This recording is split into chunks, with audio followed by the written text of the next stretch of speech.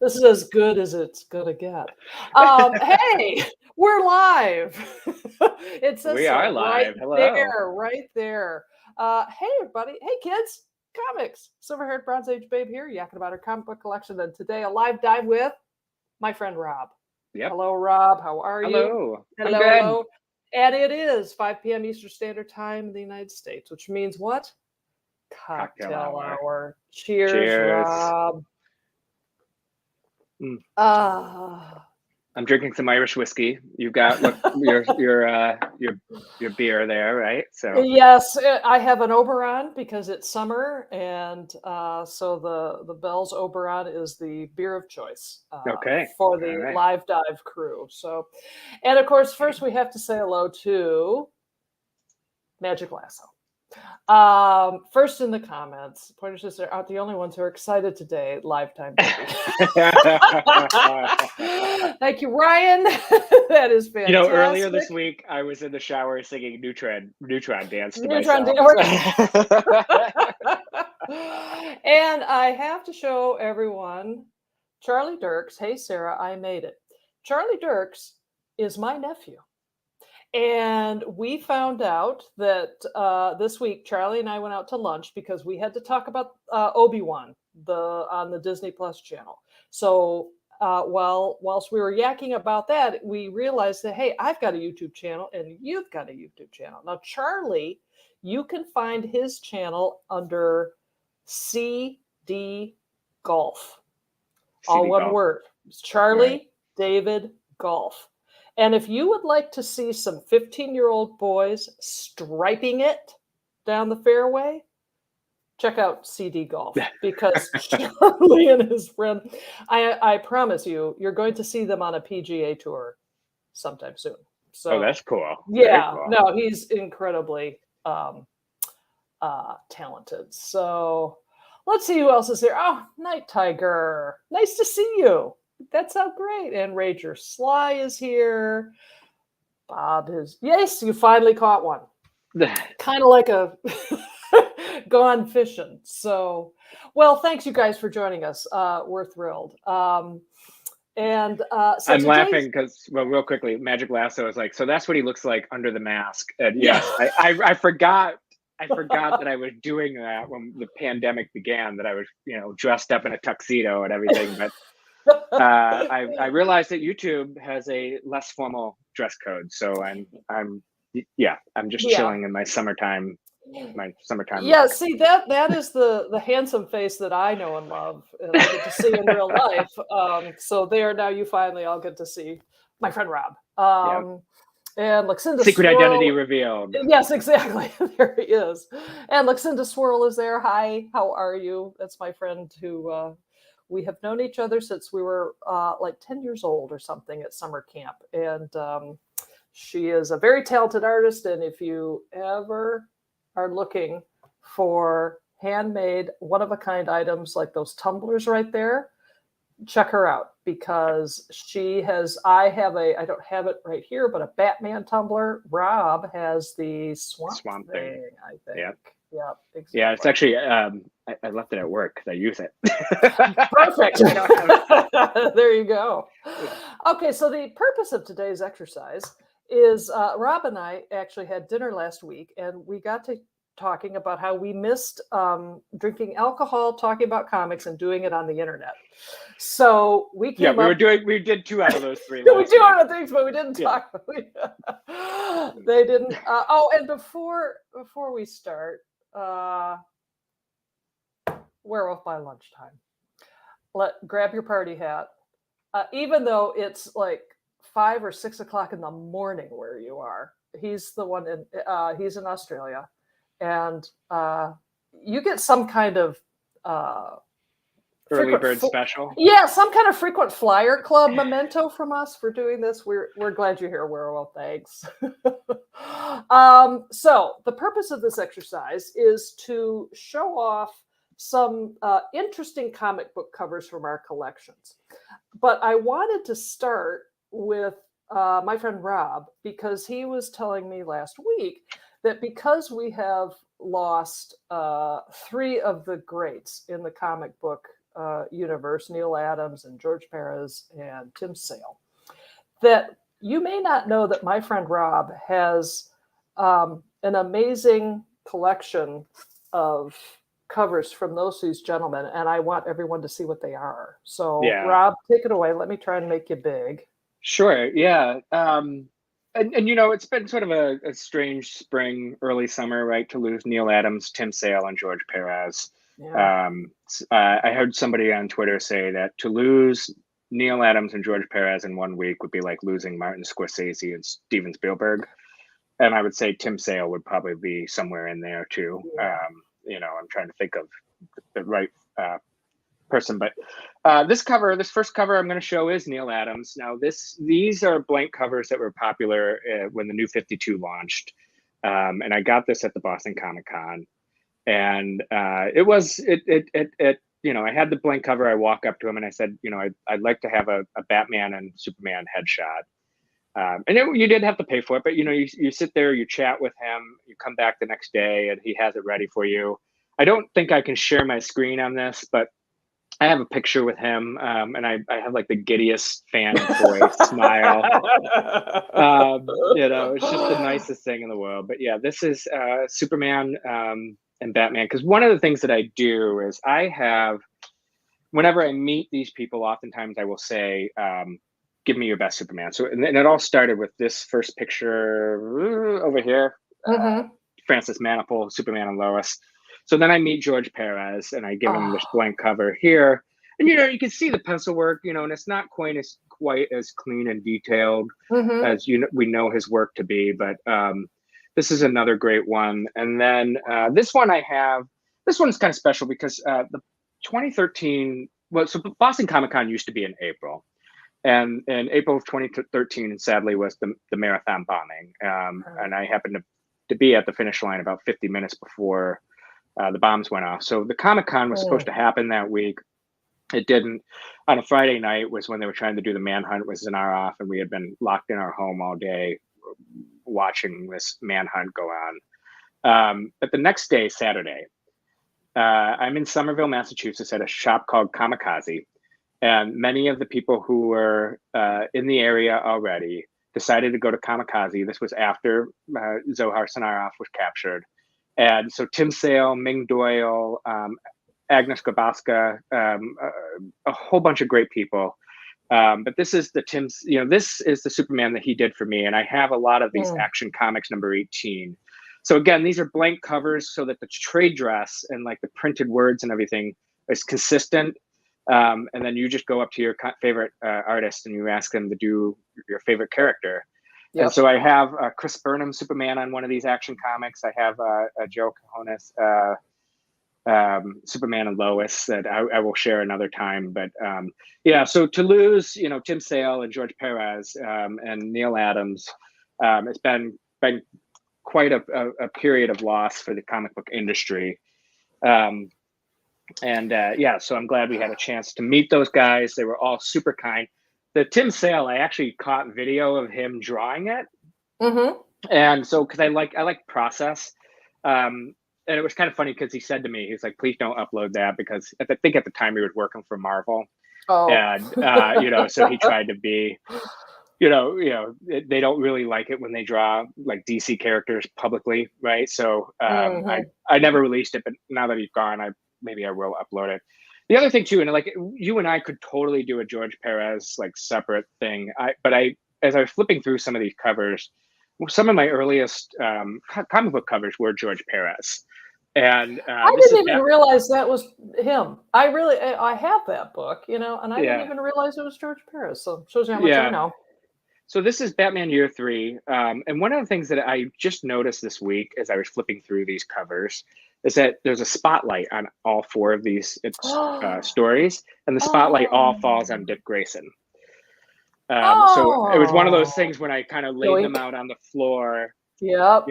And now this one, I need to get a replacement cover. You can see the corner is chewed up. There's water spilled over. I got this from a neighborhood kid who didn't want it. And I was like, I'll take it. So actually, I got this one first, and then I got like A Lonely Place of Dying and everything else. But yeah, so like I said, I noticed for the first time ever, I'm like, oh, there's a spotlight in each one of these photos. But again, it's the detail, and you notice Batman sort of in the background, which because that's the story. Year 3 is about Dick Grayson, so it makes sense. This cover tends to be more of his style of fill in the faces and all the detail and everything else. But yeah, so I started off with him, and then like A Lonely Place of Dying, and so George Perez drew my very first covers. Wow, well, Batman. that's incredible. That kid must have been really hungry. Thanks, werewolf. Which kid must have been hungry? The kid that gave me the carrot? Yeah. Let me make myself. Jeez, God, I love these guys. I really do. Let me make myself big, so that I can participate in this tiny little tribute to our 3 fallen heroes. Now you can see behind me the Neal Adams signed pen and ink head sketches, and I bought those a couple of years ago from Sale out of Continuity Studios. And then the Batman Giclée, high-priced print is also signed, and it's beautiful. I mean, it really is. It's one of the few times, I guess, Neal Adams just painted something because he wanted to paint it. And then there is a commission that I asked him to do of my 2 favorite panels in the comic book that turned me into a comic book fan and a Neal Adams fan. And I have to say that I'm still so sad that he's gone, because at the same time, I'm glad that I pulled the trigger and got all this stuff, because it means that much more to me. The George Perez, the only George Perez stuff that, besides those year 3 things, that I'm really aware of in my collection is the Wonder Woman series there. Yeah. Well, he had just a really unique style. But it was kind of after my time. So I was playing catch up a lot with that kind of stuff. So, and I did have some Tim Sale. I had is it the Long Halloween? The Long Halloween. Yep. And Dark Victory. I have a lot of those. And I could showcase those, because both those series, by the way, for anyone, for Charlie, I know you like golf, but if you like comic books, Long Halloween and Dark Victory are great mystery Batman stories that feature all of his rogues gallery, and that's mostly what those covers do. Yeah. Long Halloween features the villains on some holiday, because they would correspond to the month. Each month was a holiday, and the holiday killer in the book. And then Dark Victory does these really great kind of 2-color silhouettes of the villains. Yeah. That would be great to showcase sometime. Yeah. Well, if I had, for our section here on one of our favorite covers, or what do you want to talk about? I do have some Neal Adams, but I tried to stay away from him I do have other stuff. But if I were to, no tribute from this comic fan would be complete without what I think is, if I had to pick one Neal Adams cover that really is a favorite, like this has to stay with me forever, is this Treasury edition, the Ra's al Ghul compendium. Plus it's, very nifty wraparound, but that's just Neal Adams, and so detail, the musculature, and the no one could draw the physical form, I think, like him. He had just a very just such a compelling method to his comic book stuff that was just, it grabbed me when I was 10, and it still hasn't let go. So there you go. So we bid a fond farewell to these 3 gents. Yeah, we our glass to them, Yeah. George and Tim, thank you. Where am I? Oh, yeah, here we are. Yeah. But moving on. Now, Rob, you have a clump of comics that he has come up with some fun stuff. So go ahead. Clumps. You know, I was trying to think. So when we were doing this, here's the issue with my comic book collection, that this would be common for cohorts my age in your early 40s. In the 90s, you either had shitty gimmick covers, and then it's rare to see a dialogue cover, and everything tends to be like a pinup poster cover. What I tried to do is I tried to just pick a few things that I like, either, you know, books, you know, covers that made me pick up the book, or you know, just like a certain cover artist that I will always love. And so I'm going to start with this one. This is Norm Breyfogle. Norm Breyfogle was the kind of the Batman artist of my time. Again, you know, I started with George Perez and everything else. Now, arguably, I probably would have picked those covers up, picked these books up because it's Batman, right? Like most people do. But what I love about Norm Breyfogle's stuff is that it's very dramatic, very gothic, and it's very kind of linear. Although I do love this water here. I just got to point out. Yeah, I was going to say that is cool. Yeah, the water. Beautiful. I love this cover. I mean, this, you know, if you took Batman out of it, this could be a great House of Mystery cover. I mean, I just love totally the drama, and I love the you know, Skeletor Bride. I mean, I'm gonna wear this as a drag queen outfit one day.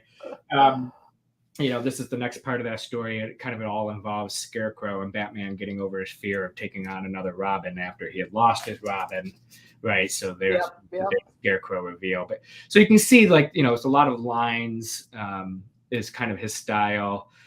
You know, and I always love when Batman has emotion on his mask. Right. I mean, it's just a stupid, silly thing. But, you know, so here, this is a Norm Breyfogle cover. You'll notice that the fill-in inker is Tim Sale. Ah, well, there you go. So yeah, this is another great Catwoman two-parter, where she teams up with Vicky Vale and Sarah Eaton. And again, this is what I mean by like linear, right? You know, Batman is very, you know, line. And then this cover is one of these covers that I actually had put like a push pin at the top of the plastic bag and like put on my bedroom wall. This was the Robin at the time. That, believe it or not, I kind of came into this comic as this character was making his debut. And so this is just one of my all-time favorite Norm Breyfogle covers, but one of my all-time favorite Batman covers. So. Man, those are really cool. Yeah. I just wanted to show you, kind of sticking with some Batman here. I'm going to cheat because this is a 3-part thing, but this is one where it's like, oh, I'm going to go and get some back issues. I like Batman. This is a John Byrne cover, and like, come on, like, part 2. And I bought part 2 and I bought part 3. Eventually, I ended up getting part 1. Right? This is okay. Oh my God! Look at his eyeballs. Yeah, well, that's not Batman. Okay, so okay, the real Batman here. This is a guy dressed up as Batman. Okay, and that's why you have a drawer full of Batman. I mean, you've heard of binders full of women, but this is a drawer full of Batman. And it's like, what is going on this cover? Like, Heroes in Danger is definitely one of my comic themes. And this one's not that exciting, but this part 2, man. That's great. A morgue of Batman is, I picked that story up. And I'm not going to lie, The Many Deaths of Batman, written by John Byrne with interior art by Jim Aparo from your Brave and the Bold days. Solid story. Solid stuff. Well, sticking with Batman, but going to a different time periods, just out of my collection, it's hard to pick from the Silver Age, but Carmine Infantino this is from 1966, I think, and there's just something so pop art about it. Plus, I'm thrilled anytime a superhero is crying. Yes. You know, I just, you know, weep away, you young lad, you know. So, I mean, everything about these was like, pick me up, read me, pick me up, read me. So, and in my head, this is the same time as the Batman TV show might have been on, or was about to go on, or something. So it was linked in it's been linked in my brain. And I love that this kind of we just went from the many deaths of Batman to the strange death of Batman with a headline, Batman killed on yours. Yeah, I think we've come across a trope. Yes. Real quickly, Sarah, before you move on, because I want to pull a cover that I bought again because I just love the cover. And this is the silliest thing. You don't have to make me big. This is the silliest thing. I was going to say I bought this cover. I love this cover. This is a great story where the framing device is where they're talking to a tailor in Central City, and he's talking about how he made all the costumes for the Rogues. And so it's like, but the point of this is I was like, oh, this looks like a very Carmine Infantino cover. It does. And then I look up this week, and it is a Carmine Infantino cover. Yes, it is. Carmine Infantino cover I own. Like, God, this was one of those ones that made me pick it up and buy it. And so I had to piggyback off your Carmine Infantino. I'm just signing it up. But... No problem. Speaking of Carmine Infantino, another one of my favorite books, anyone who's watched my channel, is I've talked about this one a lot. Yeah. I love the story because it grabbed me when I was a kid, but the cover has always just been just so DC, so 1967 or 66, whatever this is. Words that you love. It's got purple. Yeah, it's got purple, the diagonal, the negative space, you know. These are artists who know what the heck they're doing. Yeah. They really do. And Carmine Infantino in particular, he did the Superman Flash race, that cover. He had the ability to demonstrate movement. I was just going to say, yeah. Like nobody else's business, you know? Right.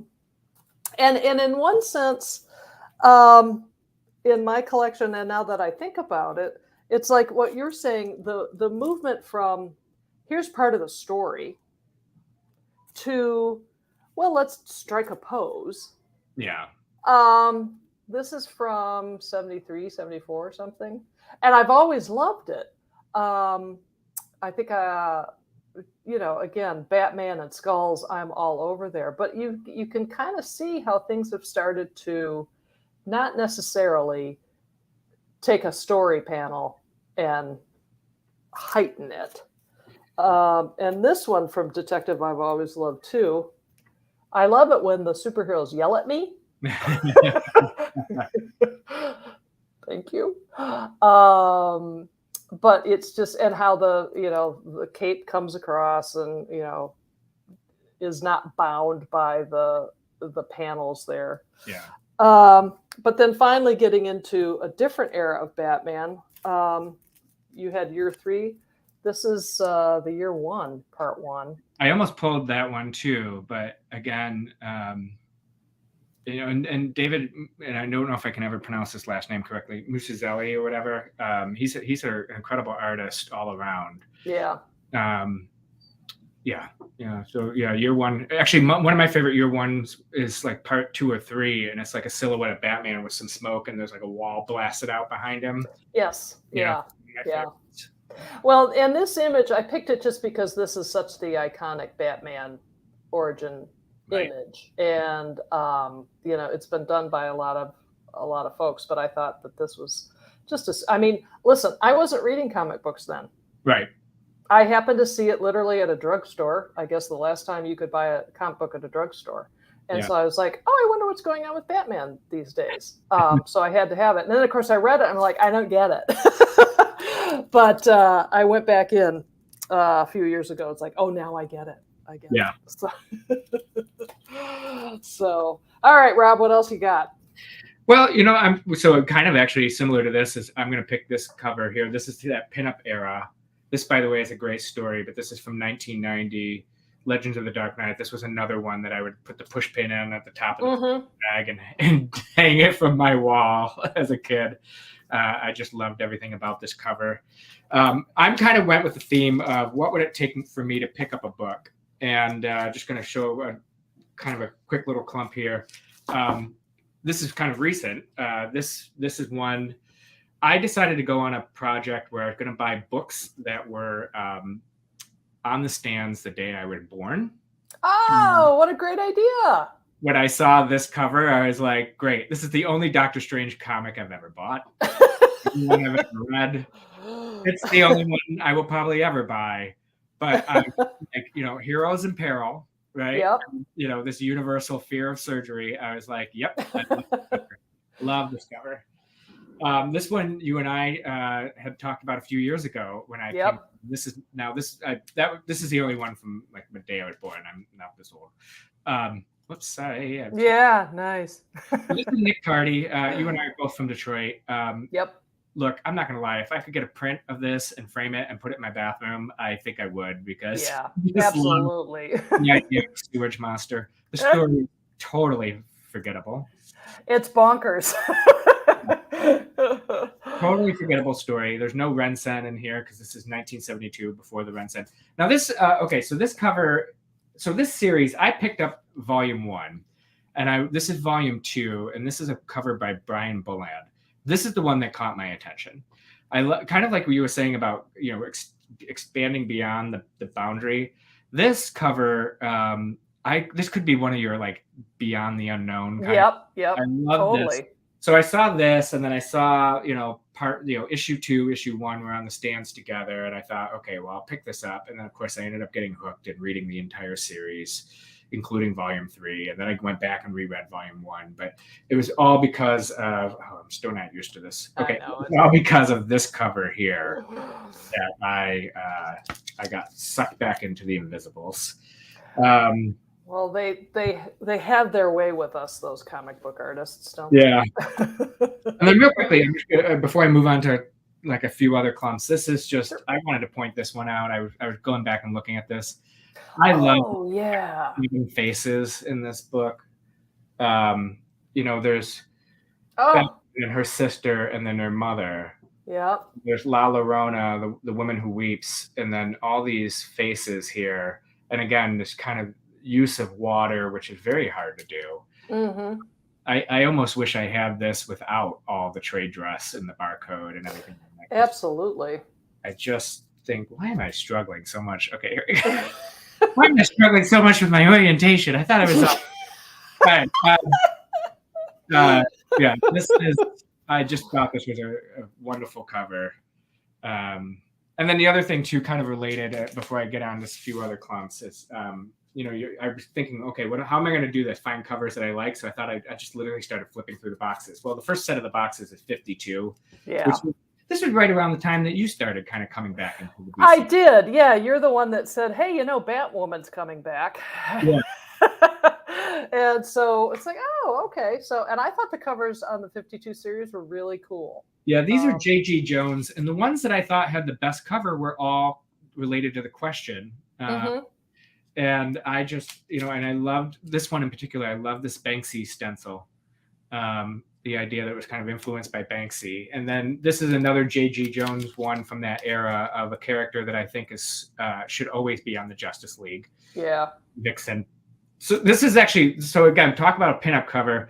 This has nothing to do with the interior story. The variant. So naturally, the variant covers tend to be pinup covers. Yeah. And then I think they ended up using this cover for like a Vixen miniseries, and not even any of the ones from the Vixen miniseries. I think they used. Yeah. So there's a little bit of a disconnect. So my era doesn't have cool covers quite like your era does, with go-go checks and dialogue bubbles and superheroes crying and yelling at you. Well, which as you're talking and showing your stuff, it's like, one of the things that I'm kind of flipping through here that doesn't happen, it seems to me, a lot now, is that, sometimes these things are just funny. And one of the ones that I think is just really super funny is that. I mean, it's funny. That's Come on. Please. That's Carmine Infantino, right? Andrew and Esposito. Oh, okay. I thought so too. But I mean, there's just things can be so serious. Why so serious, chums? It's like, let's not forget that comic books can be funny and fun. Yeah. And the other one that I pulled from this pile, come on. It's look. Yeah, Landlines will do that to you. He looks like he's like trapped in like a, fallopian tube or something. Exactly. So, but before we move on, I do want to say hello to a couple people in the chat. Sleepy Reader is here. Thank you so much for joining us. I always love your videos and your comic book roundups. And let's see, there's I think Caleb Leland is in the house. Hello, Caleb. How are you, my fine sir? Glad you could be here and join us for this romp through our favorite collections. And there's Tartan Phantom.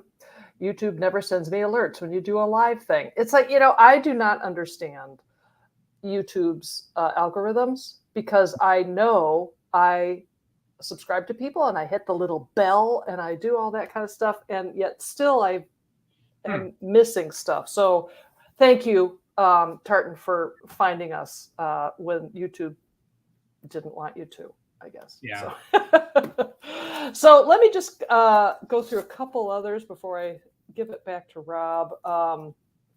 Some of, again, this is more Silver Agey, late Silver Age stuff that just says comic book, just comic book. Plus I love Star Sapphire. I mean, but that just, to my little brain. That looked like Gil Kane, was it? I think so. And this one for sure is Gil Kane. Oh, yeah. Yeah. I mean, that just is. Come on. These are great. Little man, you've had a busy day. Widow man, busy day. Yeah. And we were talking about Nick Cardy with the Aquaman, the one who ate monster that ate Detroit. Nick Cardy in the late 60s and early 70s was doing stuff that people just were not doing on covers. Yeah. On his Aquaman run. Just really interesting and really adult or something, you know what I mean? Yeah, there's kind of a texture to like the way that Mira in the upper corner is kind of faded compared to Aquaman. And yep. Just the details. I mean, it's just, that girl she could be on a poster for, a Hitchcock film or something. Totally. And one of my favorite series that I discovered a couple of years ago is Doom Patrol. This is very of its time in the late 60s. That's very mod. Yeah. And now, by the time DC got around to being mod was probably over. But nonetheless, you still get some just nifty pieces of art. These covers are pieces of art in and of themselves. And so I'll stop there. Oh, and Sleepy Reader is saying recently realized the greatness of Cardy. Here's the thing I think about him is that he could fit into any genre, any kind of book. Because my nephew Charlie, I'm going to tell you something. This and this, same artist. Different, right? Very cool.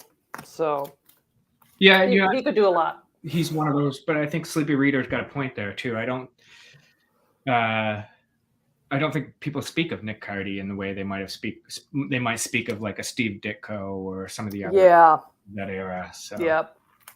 'Tis a shame. Yeah. Because he's all over my collection. He is all I may have as much Nick Cardy as I do Neal Adams. I think I only really started being aware of Nick Cardy because of your channel. And, good. And like I said, I picked up that Aquaman. So.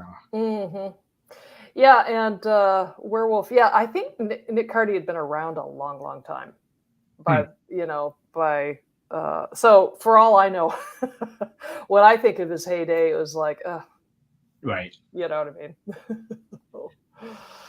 All right, Rob, what else you got? This goes in the genre of, again, two things I love, Heroes in Peril and covers that made me pick up the book. This is a great 2-part story, by the way. This is Amazing Spider-Man 578, and part 2 would be 579. This is written by Mark Waid, takes place in a subway collapse, and I just love Heroes in Peril, and I just love the use of scale, that he's sort of at the bottom third of the cover. And I love that to play with the trade dress. So again, this could be kind of like a pinup cover, but this does relate to the story. This is drawn by Marcos Martin. And isn't it hard to use black? You know what I mean? It's, yeah. So kind of a bold choice. yeah, right. Because would it stand out on the stand, or in the shelves or not? Yeah. This one, this is kind of a silly one. Another great person. This is another use of scale. Heroes in Peril. I love a really small superhero, and I don't mean like the Atom, but I mean I would love to see like Superman like caught if they did another live action Superman, it's like I would love to see a look of panic on him as he's caught giant robots. Because usually what you get, and this is another great example of Heroes in Peril and scale, is you get something like this. This is John. I never pronounced his name correctly. Bogdanov, who did a run with his wife, Louise Simonson, in the 90s. No, she's not. They're not married. Never mind. I think she may have been married to Walt Simonson. I don't know. Anyone in the comic book chat? Help us out here. Yeah. Somebody knows. So this is Man of Steel number 9. Again, Superman's very small on this. You get a sense of scale, but yet they didn't rob you of the detail. I mean, they're still filling in all the windows and everything else in the bridge of Metropolis. So I love that, and I pulled these as an example. This is another Heroes in Peril. This is a purple cover, but I would argue that the scale is slightly off. I think Kitty Pryde should be slightly smaller. And that this monster would have a greater effect. This is an example where I think sometimes scale can be slightly off. I also think because we're kind of looking almost from below floor view, and that it's sort of off kilter. This cover in some way kind of doesn't work for me. I will say, however, this is an excellent Christmas story done in one shot. Okay. This alien comes to this chimney. And then lastly, I know this is another cover. This is going to lead into something else, but this is a cover that made me pick up a book. This is Tom Mandrake. This is total 90s. This is a Spectre. This was a great run of the Spectre. John Ostrander, who created the Suicide Squad and rescued Barbara Gordon, he actually had went into the seminary. And so he's dealing with the concept of like a god of vengeance. Now this cover, you might ask, why is this cover like a 90s gimmick cover? All of this white here is glow in the dark. So material, obviously, it's summer. Like we just had the summer solstice this week, so I'm not going to show you. Right. But it's a thicker cover. It's bumpy. This is a glow in the dark cover. They did another one where you might be able to kind of see that there's like a material on top of this. But the concept was that these are humans during the day, and then when you turn off the lights, nice. It's all these bodies. So this is Tom Mandrake. Sleepy Reader is saying Mandrake is another unsung artist, and I agree. This one is just great. I know you love the Jim Aparo Spectre era. I do, yeah. That one's great. But those glow in the dark covers are just kind of those are actually the classy ones from the 90s. I mean, they were doing this die cut shit. Oh my goodness. Oh goodness. This is the absolute worst one. What I love about this is a mini series by Chuck Dixon. Before we go, Tartan is telling you there's a third glow cover in that series in case you don't have it. So I don't have it. I'm curious to know which one it is. Because you want to keep your collection of really silly covers complete, right? Oh, I'm skipping even the hologram ones because I don't even think they're going to show on the screen. This is ridiculous. He says it's issue 13. Okay. Oh wow. Okay, so they did like 3 glow in the dark covers in their first year. They knew what they were selling. So this is a mini series that offered these covers that I'll tell you about in a minute, and then they had like regular covers. And here's how bad these covers are, because the rest of the issues that I purchased are all the regular cover. They came in a plastic bag, and it's supposed to be like, I think you're supposed to see his cape moving. Oh no! Big, like back and forward, but like that, and it's like, you know, he's like, it's like looking at Robin through like a screen door. You know, it's just like, and then I'm like, what am I supposed to do with this, right? Like, oh God! you know, ooh, animated pictures, yeah. Too bad we don't have a electronic box that will show us things moving. Oh, like TV. Exactly, or my Right. you know, so yeah, there's a tons. It's a comic bookworm. Is this a Marilyn Monroe homage? Yes, it's a similar itch. Oh no! Yeah. Little Tim Drake is standing above the sewer grate. Ooh. Yeah. Oh my goodness. Okay. Well, I from the ridiculous to the sublime, I'm going to venture into some of my favorite covers from the Bronze Age horror mystery kind of realm, mostly mystery. They don't really do horror, but of Neal Adams. Okay. And the House of Mystery is, one of the things that I like about this cover most about all his House of Mystery is that the adult is the primary focus, because all the books were, in order to make code, you know what I mean? They decided it's not going to be that scary because I've got kids. No. You know what I mean? So, and the other thing I think that Neal Adams used to do is basically every time you see a kid in a Neal Adams cover, it was his children. Wow. You can see them on Continuity Studios now, all grown up and selling his stuff. But I like about this is that, again, the negative space where he's running into that great maw, and that it's about the adult that is, the most freaked out. Yeah. Yeah. So, and I like it that Gray Man, by the way, hello, Gray Man. You're up almost sort of late, at least late for me. He's in England. So thank you for joining us. And another great Neal Adams cover from back in the day is this Phantom Stranger one. What I loved about the Phantom Stranger was that they just didn't show the Phantom Stranger. He was mostly in shadow. Yeah. But this cover, I'll tell you, I remember it from ads in books that I had. Yeah. And to the point where I thought I owned this. I didn't. I just didn't. So I had to go out and get it recently. So, and now Werewolf by Lunchtime, Bernie Wrightson did some killer horror covers for DC. Yeah. Isn't it funny? You and I are thinking the same thing. Because first of all, he did Swamp Thing. Yeah. This is a Bernie Wrightson cover, one of my favorite of the Swamp Thing run. But my favorite Bernie Wrightson cover, I'm going to get it out of the bag because there's a reason, is Weird Mystery Tales. That is. That's just, isn't it creepy? It kind of reminds me of that one picture that hangs. It's the famous picture called The Nightmare, and there's a woman draped in bed in white, and there's this thing sitting on her belly. I forget what it's called, but it's The Nightmare. But there's this creature sitting on. It almost looks sort of like that, or it almost sort of looks like you could do that for Puck for Shakespeare. Right. But that's really gorgeous. A super scary Puck. And in fact, they obviously knew what they had in the cover because they did a wraparound cover and they decided, why mess with perfection? We'll just leave it, You enjoy it without the trade dress. Exactly. Exactly. And the other thing I learned, see that line? That was like and folks in the chat may know better than I, but I think that was a printer error. And actually it's hard to find these books in high grade that don't have that line. It's hard to find these books in high grade anyway. Yeah. But so, hey, Bernie Wrightson. And just one more thing about Nick Cardy, because he also had a fun run on The Unexpected. And it just was not super scary, not super ominous, but super pick-upable. I want to read this book now, Really, So, yeah.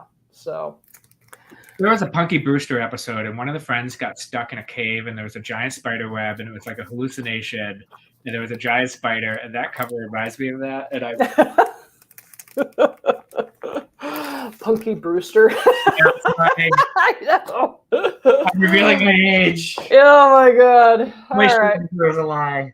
Do you got anything else, Rob, or have we run through all your piles? I kind of went through a lot of my clumps. I mean, I honestly, when I did this, I pared back. I accidentally pulled out like 60 books. Yeah. Because it's easy to do. Again, it's sort of like, there are those covers that are going to make you pick up the book. There are those covers that you kind of remember forever. Yeah. There are those covers that sometimes I have, for example, a Supergirl variant for just one issue of Supergirl that I think I have. And I had kind of a bunch of different ones, and I got rid of them all. Because it was a good done in one story and it was a great cover. And I'm like, I'm going to keep it just because of the cover. I didn't think I'd ever be that person who would keep a comic book because of the cover, but you are. Yeah, I've become, well, and I think, like I said, your channel has kind of gotten me to think about covers a little differently. Good. With like Nick Cardy and with everything. Let's say, I'm looking at Magic Lasso. What's our favorite covers that I don't own yet? Well, for me, it's probably the Neal Adams. Is it Batman 231? The first appearance of Ra's al Ghul, the green cover. Where I mean, I have the reproduction, but it's the reproductions. Green, Batman and Robin are getting shot. Yeah, and I can't bring myself to pull the trigger on to get the real book. I have facsimiles of it. I have, riffs on it that Neal Adams did himself. But I would like to have that. But boy, oh boy, that's a heavy lift. Yeah. I can't think of anything else off the top of my head. How about you, Rob? I think there are two that come to mind, and I'm sure there'll probably be more as soon as we hang up. But definitely the one Neal Adams one, and I think you do have this where Joker has the playing card and Batman strapped the card. Yep. Which kind of surprised me that I kind of went there. But actually, the one that I thought before that is there's a good Flash cover from the Carmine Infantino checkerboard days. And it's like Flash has got his hand and he's like, stop, you cannot read this comic, right? Yep. You had mentioned earlier heroes yelling at you. I was thinking of that cover, and that is a great cover. But I don't know. I mean, well, I guess I want to know what does Magic Lasso. I know, yeah, Detective 27. Why not go for the ones that are worth money? I would like an Action Comics #1, please. If anyone wants an AOK. Now, I have to ask a stupid question. Is Detective 27 the first appearance of Batman? Yes. Yeah. See, that's so far out of my range. I don't even, bother. I don't even know. Either of you have Batman 227. Is that the Reaper? Batman 227 is, I don't think I can share my screen, but that is the famous one. It's the Demon of Gothos Mansion, where Batman is like a foggy silhouette, and there's a girl being chased by a man on a horse that looks like a Victorian era. Okay. Yeah. So, yes, but no. I have a copy of 227. Oh, God. And they say vaudeville's dead. I wonder if Marla Gibbs has 227. Dude. Oh, Eric. I have a copy of 227. I got it coverless, and I bought a Xerox cover for it. So I have the book. Yeah. But not with the original cover, but not a real cover. So it's the poor man's version of I shall complete my run at all, I'll make it happen. So that's what it is. So yeah, and Tartan's saying it's a tribute of an earlier cover. Yeah. Yeah. Oh God. Is 227 a good story? I can't remember what that one's all about. It is. Yeah. I think it's a blonde on the run. it's so it's gothic mystery. I think I can't remember the specifics because I'm just not that smart. And it's cocktail hour. Rob, come on. I finished my drink, hours ago. But it's where Batman is. The best part of Batman, and at least from when I was a kid, was things are dark and scary and gloomy, and it's in a castle, and what's going on. And so the cover matches the story. And I think the story ends up in some of the best of Batman books, and it gets reprinted. Okay. Yeah, so it's good. So does anyone else in the comments, if there's a favorite cover you have, I'd love to hear it. And well, there are plenty of favorite covers. Like I said, I kind of was sort of sticking to a bit of a theme. I mean, I you and I could always pull out more favorite covers. Listen, we could do this for days. Yeah. But seriously, our friends on the interwebs only have so much patience with us, I'm sure. So, God. Yeah. Well, Rob, you got anything else? Because if not, I think we've done it. We've done it. And I want to thank everybody in the chat for, wait a minute, Tartan, the Christmas Batman Santa cover. I have that one. And I do like it. I think it's one of Neal Adams' tamest kind of covers. It's very sentimental, but it is a classic. And actually, my Wi-Fi hotspot gave that to me for Christmas one year. So I know, right? Come on. So again, everyone in the chat, thank you so much for joining us. Robin, like I say, Rob and I were like just itching to get on the internet, have a drink, and talk about comics, and we're delighted that you were here to help us do that. Yeah. And also, Rob and I have some other ideas for live dives, so stay tuned. We may do it. And for those of you earlier, you missed that my nephew Charlie is in the chat. And Charlie and I are going to put our heads together, and I want to do a live dive with Charlie where we show off our Star Wars collectibles, because not only is Charlie an amazing golfer, he is a Star Wars fan that it just makes this aunt's heart so proud. He is such a Padawan. So stay tuned. Thanks again, everybody. Thank you, Rob. And so to everybody, have a rest of your weekend, and we will see you next time. Happy Saturday. Yep. Bye.